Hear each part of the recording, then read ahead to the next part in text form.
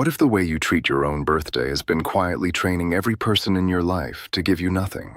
I know that sounds like a strange place to start, but stay with me, because by the time this ends, I think you're going to see something about yourself that you've never quite been able to name.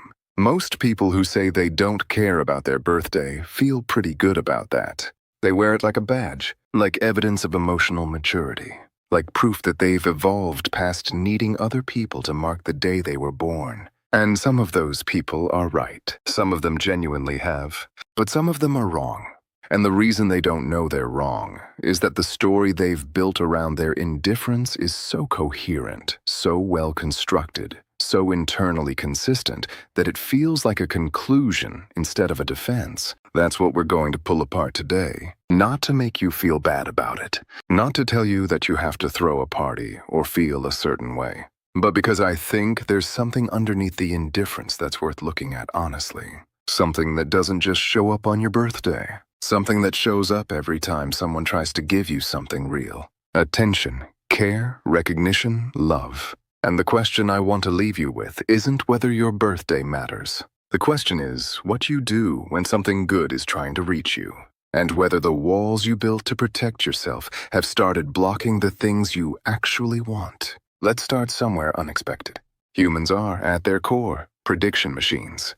The brain does not passively observe the world and react to it. The brain is constantly generating predictions about what's going to happen next, comparing those predictions to what actually happens, and updating its model of reality based on the gap between the two.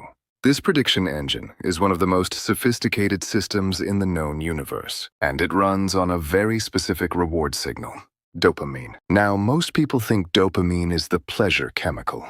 It's not, exactly.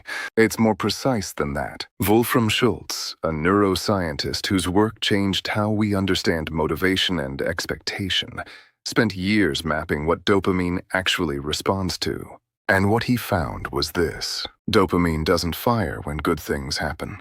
Dopamine fires when good things happen that you didn't fully expect. And dopamine drops when good things were expected and didn't arrive. That second part is the one that matters most here. The drop in dopamine when an expected reward doesn't materialize registers in the brain with the same urgency as a physical threat. It's not a mild disappointment. It's a neurological alarm.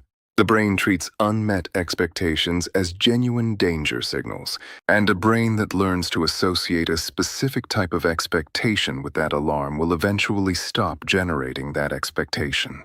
Not as a choice, as self-preservation.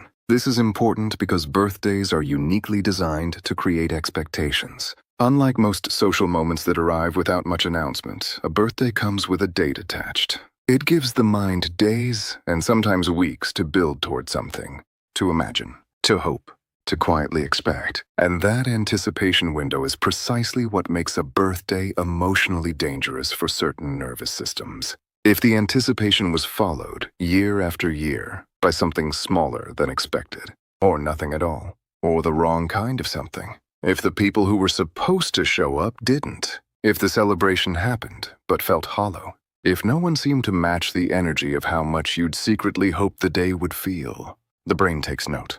Not dramatically, not with a big moment of decision. Just quietly, at the system level, the predictive model updates. The expectation for next year comes in a little lower. The year after that, lower still. Until eventually, the brain arrives at a state that feels like peace. It's not peace. It's the absence of expectation. And the absence of expectation feels like freedom until you realize what you had to close off to get there. Let me tell you about Martin Seligman and a set of experiments that changed the field of psychology. In the 1960s, Seligman was working with dogs who had been exposed to unavoidable electric shocks. The key word is unavoidable. No matter what the dogs did, the shocks came. There was nothing they could do to stop them or escape them. What happened over time was predictable in retrospect, but shocking to researchers at the time. When the dogs were eventually given a way to escape, many of them didn't take it. They had learned, through repeated experience, that their actions had no effect on their outcomes. So they stopped acting. They lay down and accepted the discomfort even when it was no longer necessary. Seligman called this learned helplessness. And the crucial thing he found when he extended this research to humans is that learned helplessness doesn't stay contained to the specific situation where it was learned. It generalizes. A person who learns in one domain that effort doesn't change outcomes doesn't just stop trying in that domain. They develop a broader expectation, sometimes barely conscious, that effort is generally futile. That trying exposes you to failure without proportional reward. Now, I want you to think about what it means when the domain where that lesson gets learned is personal celebration. When the thing that keeps not paying off, that keeps producing disappointment, that keeps teaching the nervous system that expectation leads to pain, is the ritual that was supposed to signal to you once a year that your existence has weight.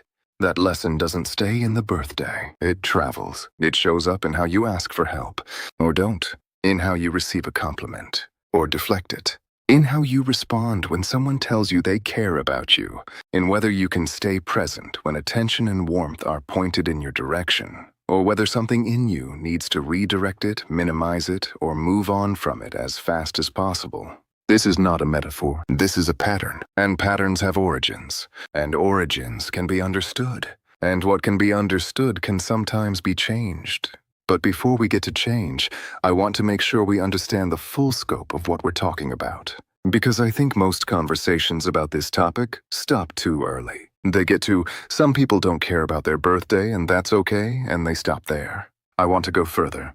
Let's talk about what the birthday ritual actually is. Not culturally, not historically, neurologically, and socially. Across almost every culture with recorded history, humans have marked the anniversary of birth. This is not a universal coincidence.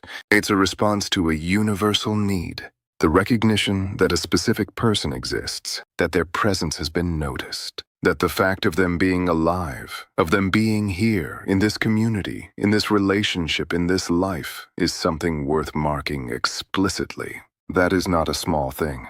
For mammals wired for social connection, for primates who evolved in groups where belonging meant survival, the act of being recognized is not a luxury.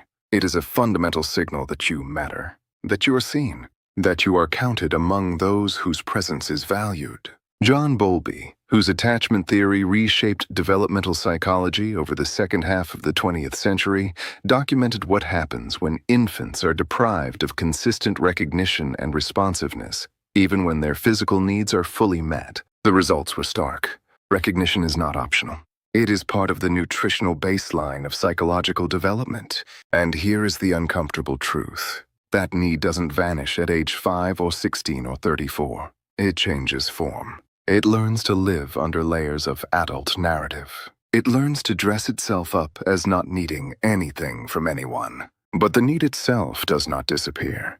What happens instead is that people learn to live without it being met in certain ways, and they learn to call that living without it a kind of strength. Sometimes it is, genuinely, and sometimes it is the most sophisticated form of avoidance a person can construct.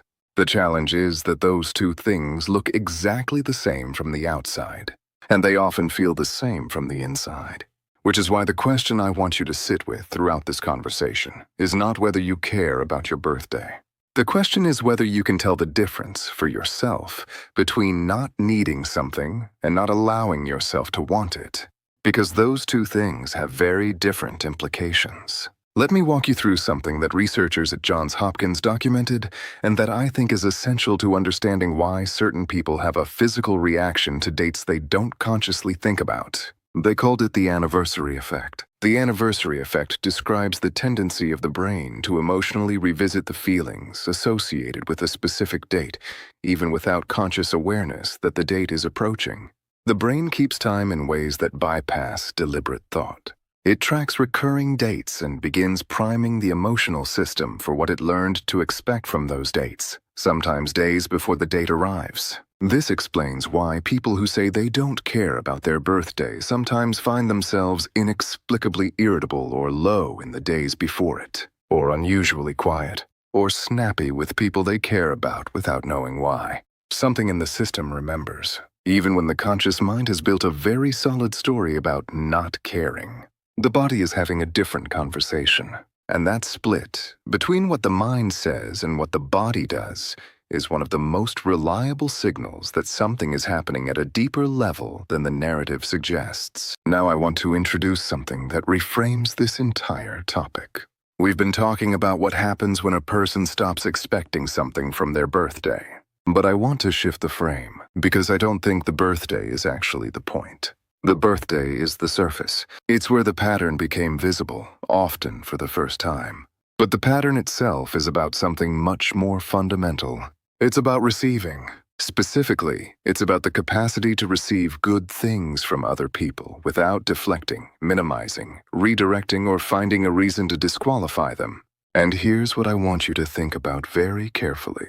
The way a person treats their birthday is often a fairly accurate microcosm of the way they treat acts of care, recognition, and love more broadly. Someone who has learned that their birthday isn't worth making a fuss about has usually internalized a broader rule somewhere beneath the surface. The rule sounds like this: wanting to be seen is neediness. Making space for good things to reach you is dependency. Allowing yourself to be celebrated is self-indulgent. Better to be the person who gives than the person who needs. This rule feels like maturity. It feels like groundedness. It feels like not being a burden. But what it actually does is build a wall, a very specific wall, one that blocks recognition from reaching you in the form of gestures, words, time, and care from other people. And here's the thing about walls. They don't know what they're keeping out. The same wall that was built to keep out disappointment keeps out connection. The same system that learned to protect you from unmet expectations also protects you from the moments when expectations are met, when someone does show up, when the care being offered is real. Because the system isn't evaluating case by case, it's running a general policy. Don't expect, don't receive, don't let it in. And the consequence of that policy plays out not just on one day a year. It plays out every time someone tries to tell you they appreciate you, and you immediately deflect. Every time someone offers to help, and you insist you're fine. Every time someone moves toward you emotionally, and you find a way to stay just slightly out of reach. Every time a moment of connection is available, and something in you steers away from it before it can fully arrive. You're not doing this consciously. You're not choosing it in the moment. The system is running the policy it learned. And the policy is costing you more than you know. Let me tell you what the researchers found when they studied the people on the other end of this dynamic. Jennifer Crocker at the University of Michigan spent years studying what she called contingencies of self-worth, the conditions under which a person's sense of their own value rises and falls. What she found was that some people's self-worth is heavily contingent on external validation. They feel good about themselves when they're recognized, appreciated, successful. And they feel the loss of worth very acutely when those things are absent. Those people have a particular relationship with birthdays. The birthday becomes a test, a performance review, a moment when the world either confirms or denies their value. And the anxiety around whether the birthday will go well becomes, for some of them, so uncomfortable that they find a way to remove the test entirely.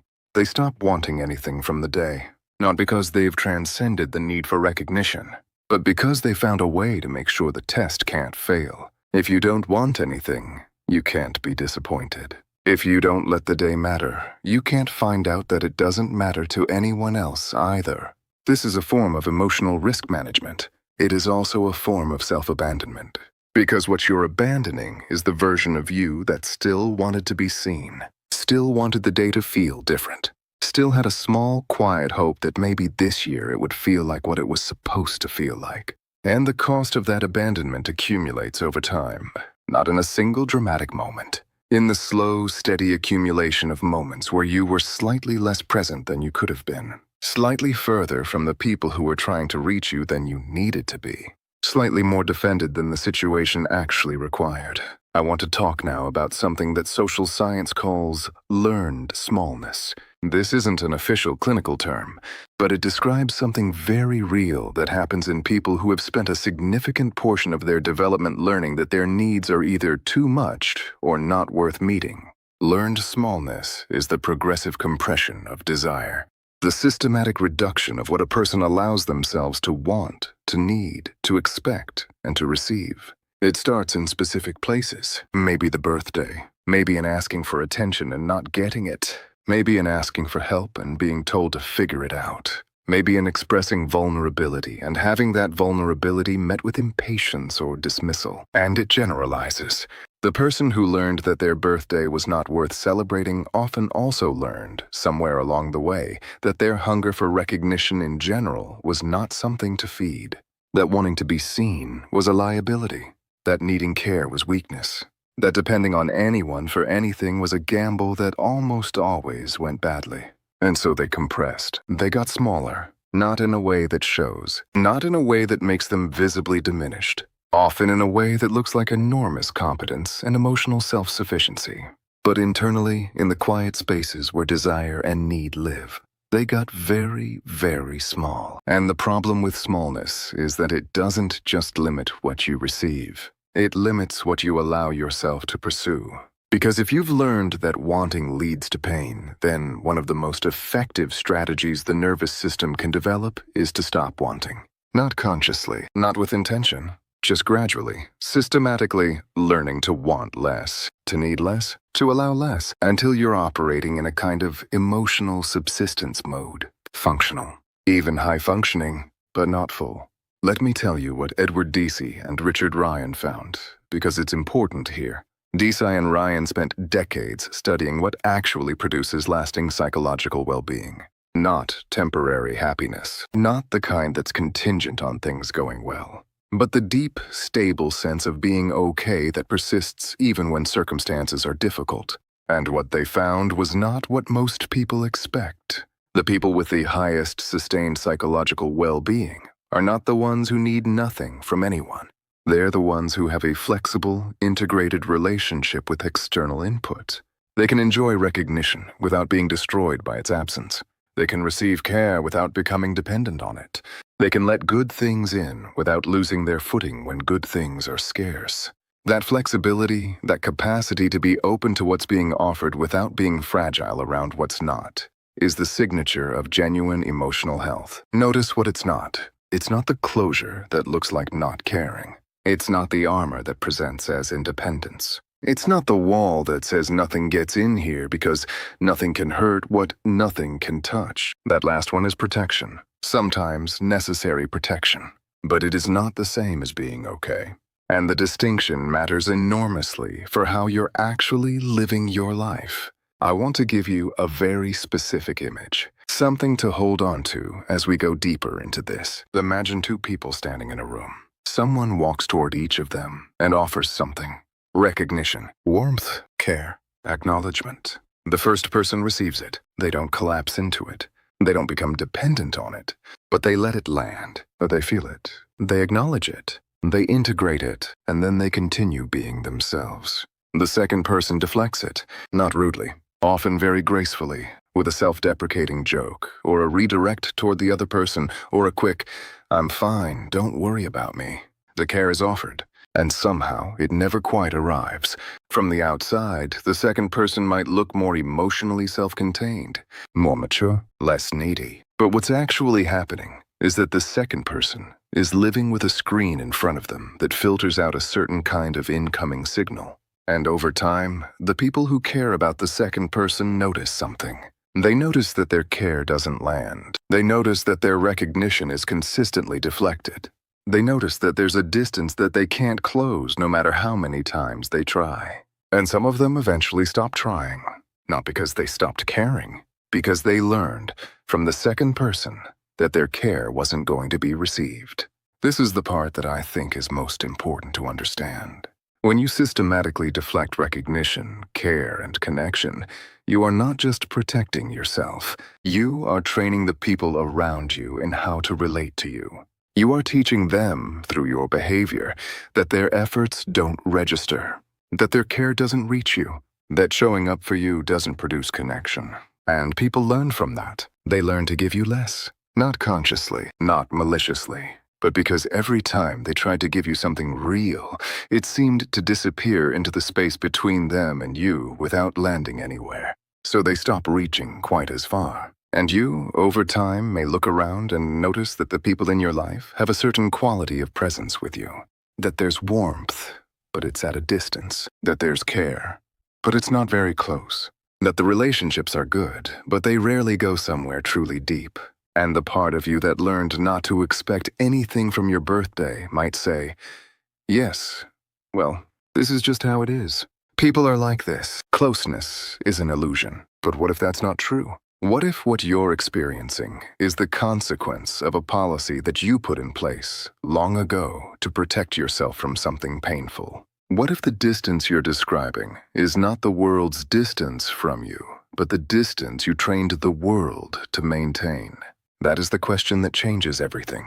Because if it's true, it means the dynamic isn't fixed. It means the distance isn't inevitable. It means the thing you've been calling your experience of other people is actually your experience of how other people respond to you. And how people respond to you is something that can shift. But it starts with understanding what's been happening. And being honest about it, let me tell you about something else I want you to consider. There's a phenomenon in social psychology called the disclosure reciprocity principle. The basic finding is this: the depth of emotional exchange between two people is regulated by what each person is willing to give and receive. When one person systematically limits what they receive from the other person typically learns to limit what they give. It's not punitive, it's calibration. People unconsciously calibrate their emotional investment to the level where it actually has somewhere to land. And when they find that their emotional investment isn't landing, they adjust. The person who can't receive recognition gets less recognition over time. Not because they don't deserve it, because the feedback they're giving the people around them is that recognition doesn't reach them. The person who deflects care receives less care over time. Because care that is consistently turned away eventually finds somewhere else to go. This is not unfair. It's just how social systems work.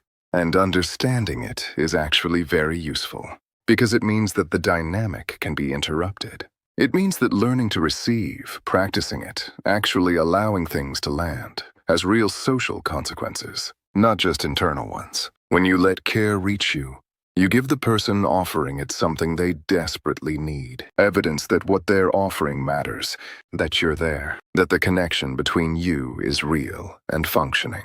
That changes the relationship, not dramatically, not overnight, but in ways that accumulate. The same way that years of deflection accumulated to create distance, years of practice with receiving can accumulate to create closeness. But only if you start being honest about what's actually been happening. Let me talk now about something that Brené Brown documented in her research on shame and vulnerability because it's directly relevant to everything we've been discussing. Brown spent years interviewing people about the relationship between vulnerability and connection. And one of her central findings was this: the capacity to receive, to genuinely let care, recognition, love, and acknowledgement reach you requires a specific quality that most people in Western culture have been systematically taught to distrust: vulnerability. To receive something from someone else, you have to let them see that it matters to you. You have to be willing to show that you wanted it, that their gesture landed, that their effort reached you. And showing that you were reached, that something someone else did or said actually moved the needle for you, feels dangerous to a lot of people. Because it exposes that you wanted it, and wanting something that someone else can give or withhold is a position of vulnerability. It means they have something you need, and depending on your history with that dynamic, that might feel like a very unsafe place to be. So many people learn to avoid it. They learn to seem like they don't need what they actually need. They learn to perform self-sufficiency with great consistency and skill.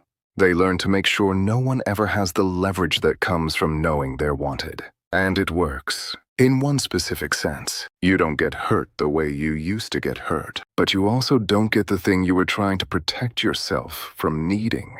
You get the defense without the thing the defense was supposed to help you eventually access. And over years, over decades, the defense becomes the identity.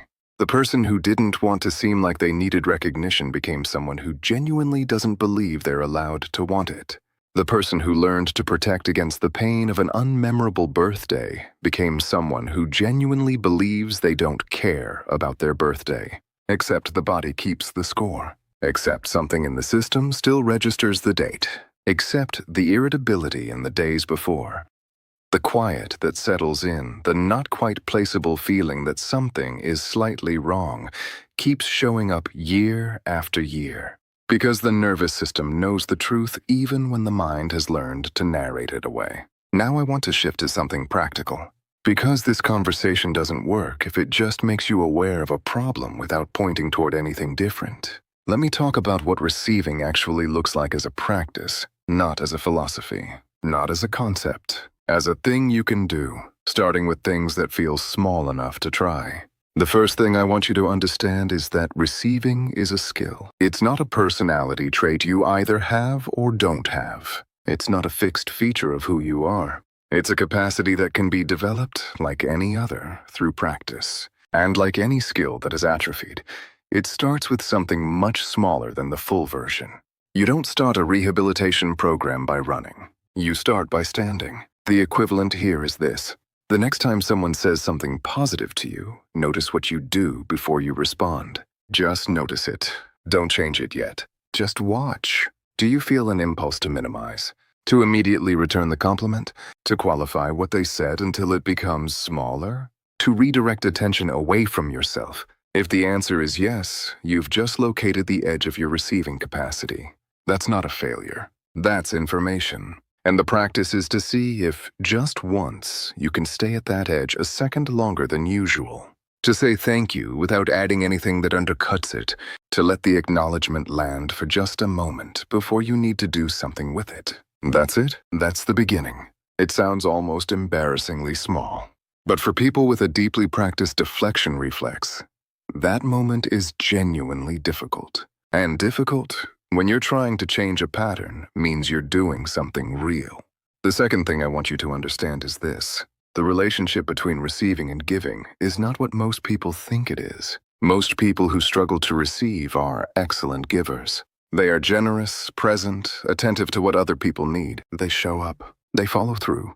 They often give more than is expected. And they believe, often without examining it, that giving is the noble side of the equation. That their capacity for generosity is a strength. It is. But generosity that is never balanced by the capacity to receive is not a complete emotional life. It's a compensation. It's the way a person stays in a position of control, where the emotional ledger is always balanced in their favor, where they're never in a position of owing, of needing, of being at the mercy of whether someone comes through for them. And the problem is that relationships require both directions to function. Real closeness requires that you show up not just as the person who gives, but as the person who needs, who wants, who can be reached. Because a person who only gives and never needs anything in return is not actually fully in the relationship. They're managing it from a safe distance, and the people who love them feel that distance, even when they can't name it. Even when everything looks generous and warm from the outside, they feel the glass. They feel that no matter how much they give, it doesn't fully reach the person on the other side. And that is lonely for everyone involved. Let me come back now to the birthday, because I think it's worth being clear about what the birthday actually represents in all of this. The birthday is not just a day. It's a recurring test of your relationship with being seen. Every year, it asks you the same question. Will you let this day be something? Will you allow the people in your life to acknowledge that you exist and that it matters? Will you let it land? And every year that you say no, that you deflect, that you minimize, that you convert the question into a statement about your indifference, you practice the deflection one more time. You make the reflex slightly faster, slightly more automatic, slightly more comfortable. And every year that you allow it to be something, even something quiet, even something just between you and yourself, you practice the alternative. You practice the moment of saying, yes, I'm here, this day matters, I am someone whose existence is worth marking. Not for anyone else's sake, for yours. I want to be honest about something. Some of what I've described in this conversation may not apply to you. There are people who genuinely, without any history of disappointment or unmet expectation, without any layer of learned deflection, simply do not feel the pull of birthday celebration, who find other ways to mark their existence that feel authentic, who have a quiet, solid relationship with their own value that doesn't require a specific date to activate. Those people exist, And nothing I've said is meant to suggest that celebrating a birthday is the only valid way to acknowledge your existence. What I am suggesting is that if any part of this conversation has resonated in an unexpected way, that resonance is information. The part that stings a little, the moment where something landed with more weight than you expected, those are the places worth sitting with. Not because the goal is to make you do anything differently on a particular day, but because your birthday is a window. A small, annual window into how you relate to the possibility of being seen, of being cared for, of being someone whose presence in the world is worth acknowledging. And how you relate to that possibility on that one day is a fairly accurate map of how you relate to it everywhere else. Which means that what you discover about yourself through that window has implications that go far beyond a single date. It has implications for how you love and how you let yourself be loved. For how you ask for what you need, and how you receive it when it comes. For how close you actually allow the people in your life to get. For whether the relationships you have are as full and as deep as they could be. Or whether there's a consistent, quiet gap between the connection that's available and the connection that's actually making it through.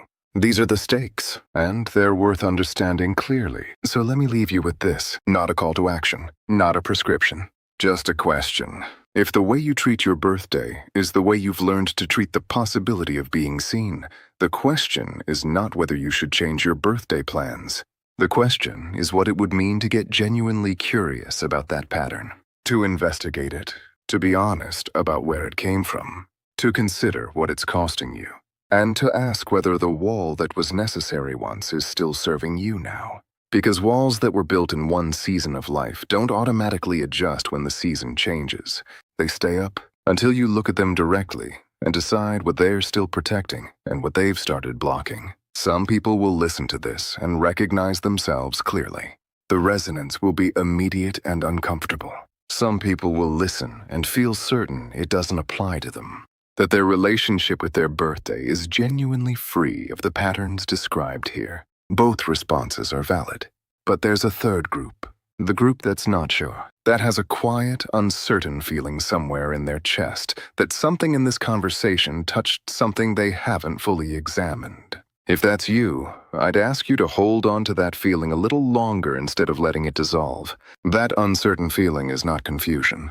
That uncertain feeling is the beginning of an honest question. And the honest question is always the most useful place to start. I want to go deeper into something that I think is often missing from conversations like this one. The way we talk about emotional independence in contemporary culture has created a specific problem. We've elevated non-neediness to the status of a virtue. We celebrate the person who doesn't ask for much, who doesn't make demands, who shows up for everyone else without asking anything in return. We describe that person as strong, as admirable, as emotionally evolved. And we've created a subtle but powerful shame around the alternative. The person who says clearly what they need, who asks to be seen and recognized, who allows their birthday to be something because they believe their existence is worth marking, who can say, simply and without apology, I would like this day to feel different. That person gets called needy, high maintenance, too much. And so a huge number of people learn, not from their personal history alone, but from the culture they move through, that wanting recognition is a liability, that needing to be seen is embarrassing, that the only safe position is the one where you require nothing from anyone. And they internalize that teaching so deeply that it stops feeling like a cultural message and starts feeling like a personal truth. I don't need that because I'm strong. I've just evolved past that. That's not who I am. But here's the thing about cultural messages that become internalized truths. They can be wrong. The culture can be wrong. And in this specific case, I think it is. Because what the culture calls non-neediness, what it celebrates as emotional independence, is in many cases not the absence of need. It is the burial of it. The suppression of a genuine human requirement beneath a story that makes the suppression feel like growth. And a need that is buried does not disappear.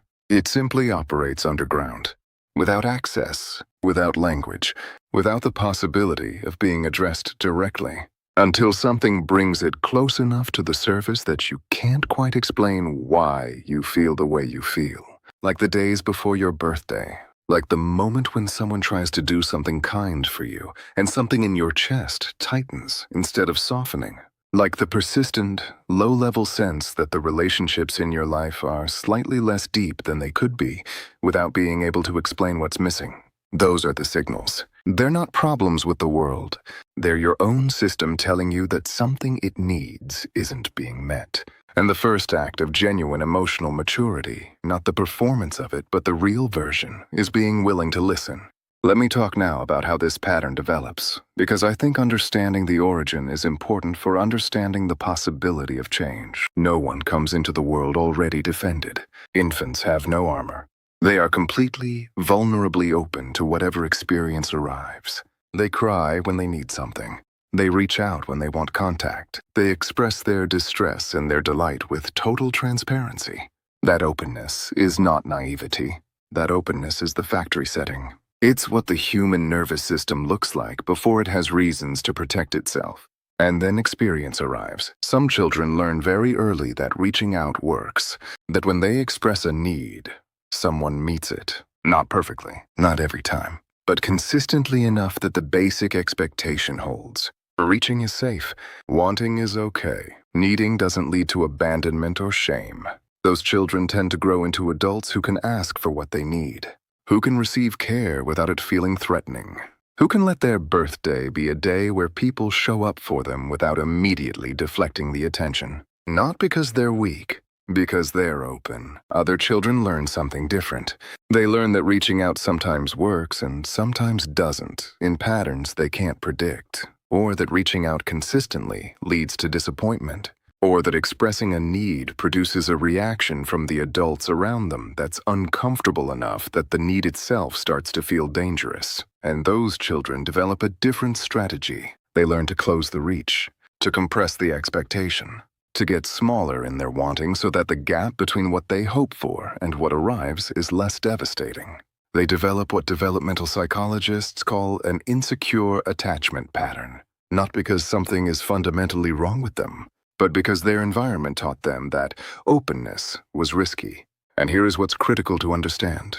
The attachment pattern you developed in your earliest relationships doesn't stay there. It becomes a template, a working model for how you approach intimacy, vulnerability, and the question of whether you can safely want things from the people around you. The child who learned that waiting for recognition was painful becomes the adult who says their birthday doesn't matter. Not as a conscious choice, as the echo of an old strategy that once made complete sense. The question is whether it still does, whether the environment that required that strategy is still the environment you're living in, because very often, it isn't. The person who couldn't be counted on to show up for you when you were young may not be the person trying to reach you now.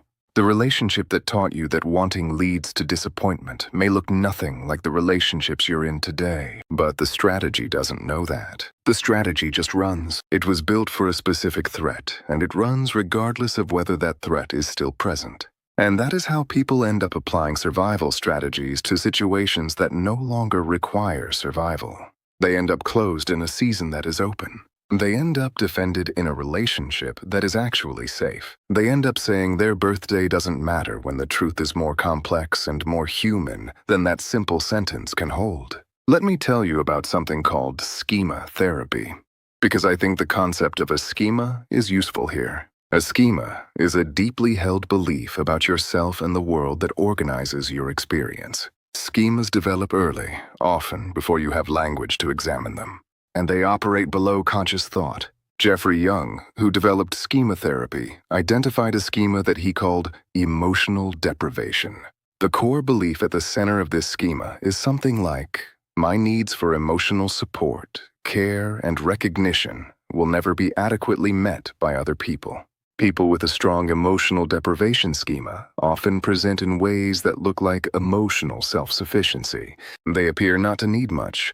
They give generously to others. They insist they're fine. They don't ask for much. They've learned to expect very little from relationships in terms of having their own needs met. And the schema perpetuates itself in a very specific way. Because the person with an emotional deprivation schema has already concluded at a deep level that their needs won't be met. they often behave in ways that make it difficult for anyone to meet those needs. They don't express what they need. They deflect care when it's offered. They minimize moments of connection. They create just enough distance that the people who might genuinely want to care for them can't quite reach them. And then, when their needs remain unmet, the schema says, "See, I told you so." It's a self-confirming loop. And birthdays, because they're one of the few days in the year where it's culturally expected that your needs will be acknowledged, where the script is supposed to say, "We are marking the fact that you exist and that it matters." Birthdays are one of the places where the schema has the most to say. The schema says, "Don't hope for too much from this day. It probably won't be what you need. Better to close that door before it can disappoint you."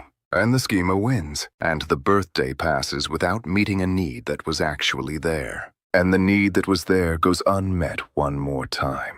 And the schema adds one more data point to its evidence file. This is the loop, and the only way out of a self-confirming loop is to interrupt it consciously. To choose deliberately to do something slightly different from what the schema recommends. To open a channel that the schema has been keeping closed, and to see what actually happens when you do. That's very uncomfortable. That's exactly the kind of thing that requires the willingness to tolerate uncertainty. To let something matter enough that it could disappoint you. To step outside the protection of not wanting and into the vulnerability of genuinely hoping. It's uncomfortable in the way that any rehabilitation is uncomfortable. In the way that using an atrophied muscle always hurts a little before it strengthens. But the alternative, continuing to run a strategy that was built for an old environment in a new one, has its own cost. A quiet, cumulative, long-term cost that doesn't announce itself dramatically, but that shapes the quality of the life you're living in ways that are very real. I want to say something about the relationship between this pattern and the experience of loneliness, not the loneliness of being alone. Many people with this pattern have full social lives. They're surrounded by people. They have relationships, friendships, communities, colleagues, but they experience a specific kind of loneliness that doesn't have much to do with how many people are around. It's the loneliness of not being fully reached, of having plenty of company and still feeling, in some quiet, private way, like there's a gap between you and the people you're with. Like everyone else is in a room, and you're watching from just outside the window. Like the warmth is real, but it's not quite landing on you. That specific kind of loneliness is the price of the wall. Not the presence of the wall exactly, more the shadow it casts. The way it keeps out not just the painful things, but also the things that the painful things prevented you from ever being able to fully enjoy. And the hardest part is that from inside the wall, it doesn't always feel like a wall. It feels like your personality, like the shape of who you are, like just the way you are with people. But it's not who you are. It's what you learned. And what you learned, you can unlearn. Not all at once, not perfectly, but in the direction of more openness, more presence, more capacity to be reached. That direction is available to you, if you choose to look at it. Let me bring this toward a close with something I want to make very clear. Nothing I've said here is an argument that everyone should celebrate their birthday in a particular way, or that not wanting a party is pathological. Or that you owe the world or yourself some specific performance of acknowledgement. That's not the point. The point is much simpler. The question of whether your birthday matters is not actually a question about a day. It's a question about whether you're living in a way that allows good things to reach you. Whether the channels that were supposed to bring care, recognition, connection, and love into your life are open or closed. Whether they're open because you genuinely don't need them in the ways that depend on external input, or whether they're closed because letting things in once cost you something, and you decided the cost was too high to risk again. That question is worth sitting with, not to produce guilt, not to produce shame, but because you deserve to know the answer. And because the answer, whatever it is the beginning of being able to choose more deliberately how you want to live. Some of the most significant changes in a person's life don't begin with a dramatic event. They begin with an honest question that someone finally had the courage to ask themselves. What am I actually doing here? What is this pattern really protecting? Is what I'm calling freedom actually freedom? Or is it the most comfortable version of a cage that I've ever had the chance to live in? Those questions don't have easy answers, but they have real ones, and you are capable of finding them. Let me add one more layer to this, because I think it's important and it doesn't often get said clearly. There is a cost to staying defended that most people don't fully account for. It's not the cost of missing the birthday. It's not even the cost of the specific moments of care that didn't land. Those are real, but they're not the deepest part of it. The deepest cost is what happens to your sense of what's possible over time. When a person spends years operating under the assumption that hoping leads to disappointment, that opening up leads to pain, that the safest position is the one where nothing is expected, their imagination about what relationships can be slowly shrinks. They stop being able to picture a version of closeness that doesn't come with a hidden risk. They stop being able to fully trust that care might be genuine and lasting.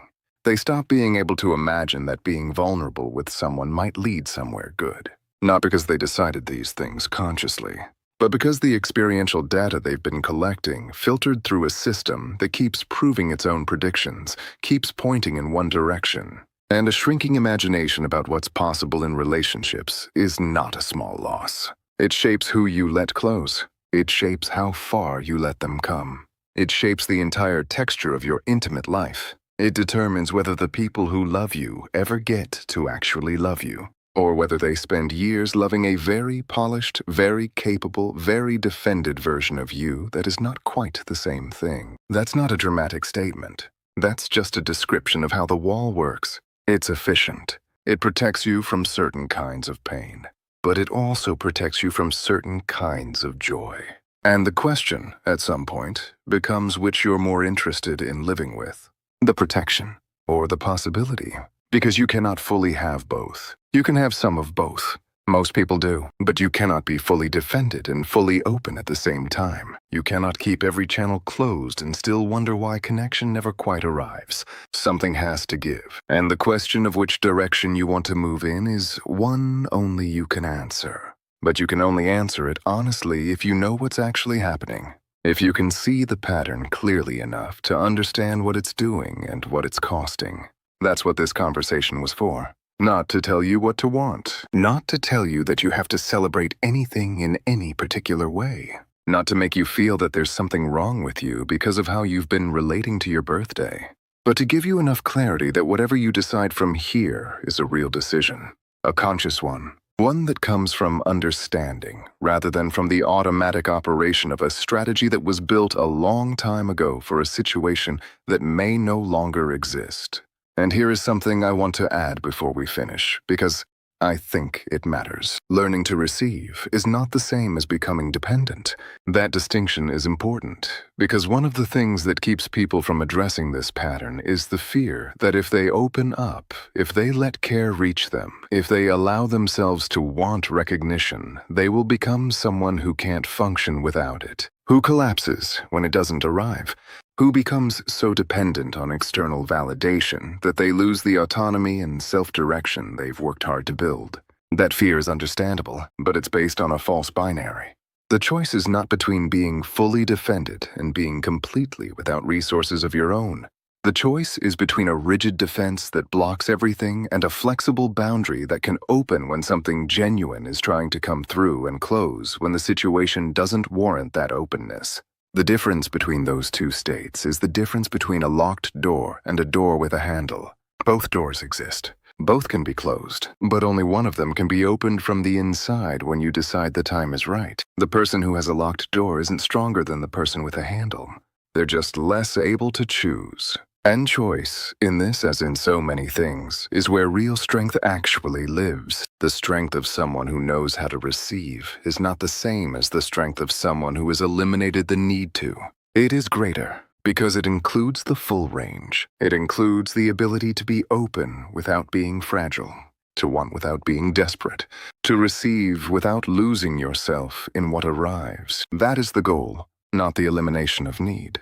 Not the performance of not needing, but the genuine, practiced, chosen capacity to be present with what's available, to let good things reach you, to acknowledge that your existence on this day and on every other has weight, and to live in a way that actually reflects that truth rather than a story about not needing it to.